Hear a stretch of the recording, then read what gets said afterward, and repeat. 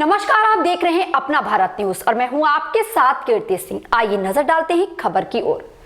जन चौपाल लगाकर मांगा आशीर्वाद के साथ वोट। मथुरा में भाजपा प्रत्याशी राजेश चौधरी ने माठ विधानसभा के सोनई क्षेत्र में विसावली, खोड़ा, सीमाना, हरियागढ़ी, पिरसुआ, कुम्हा, बिचपुरी, गजू आदि गांवों में जन चौपाल लगाकर उपस्थित जन समूह से आशीर्वाद और वोट मांगा।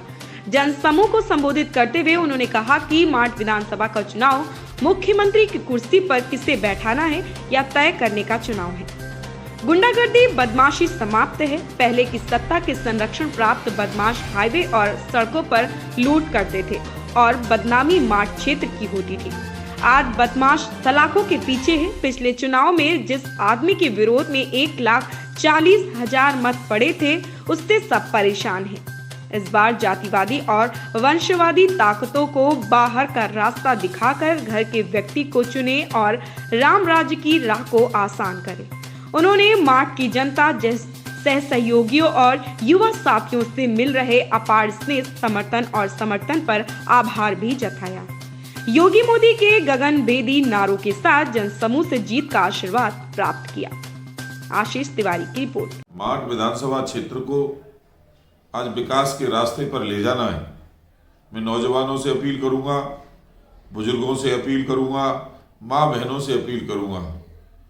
उत्तर प्रदेश सरकार की जो योजनाएं, केंद्र सरकार की जो योजनाएं विधायक यहाँ भारतीय जनता पार्टी का न होने के अभाव में पूरी तरह से लागू नहीं हो पाई, उन योजनाओं को मैं लागू करूंगा और माठ क्षेत्र के अंदर एक नया इंडस्ट्रियल एरिया निर्माण करवाऊंगा माननीय योगी आदित्यनाथ जी महाराज से, क्योंकि आज उत्तर प्रदेश के अंदर भारतीय जनता पार्टी की सरकार बन रही है।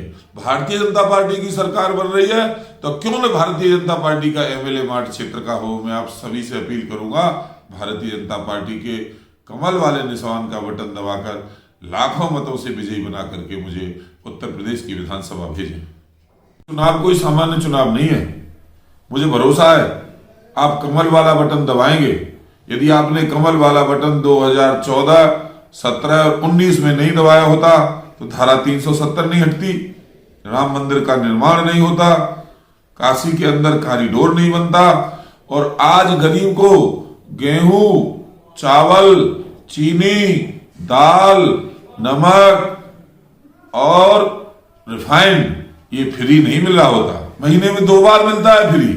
ये ईमानदार सरकार के कारण से है, नहीं तो भ्रष्टाचारी सरकारें गरीब के हिस्से को खा जाती थी। माठ विधानसभा क्षेत्र को आज विकास के रास्ते पर ले जाना है।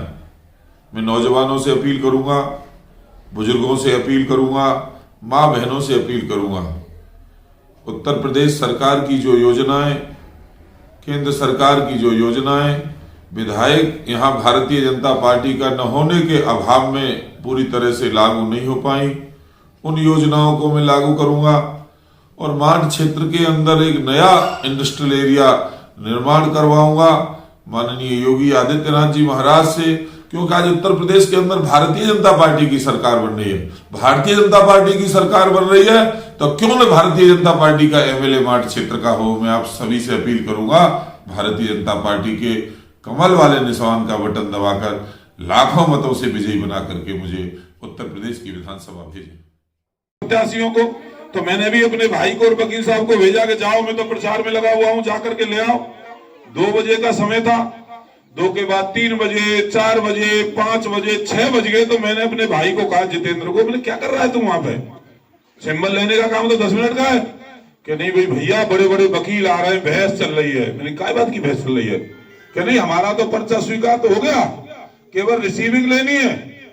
पर योगेश नौवार के वकील और संजय लाठर के वकील धुआंधार बहस कर रहे हैं। कोई दिल्ली से वकील आ रहा है, कोई आगरा से वकील आ रहा है, कोई मोटी मोटी किताब लेकर के आ रहा है कि पर्चा किसका रहेगा।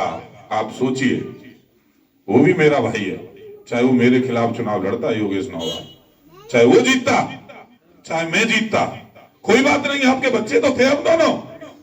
कोई बाहर का आकर के इस लड़ाई का लाभ कैसे ले जाएगा, मैं आप लोगों के बीच में ये प्रश्न छोड़ करके जा रहा हूं। राजेश चौधरी, राजेश चौधरी कह रहा है।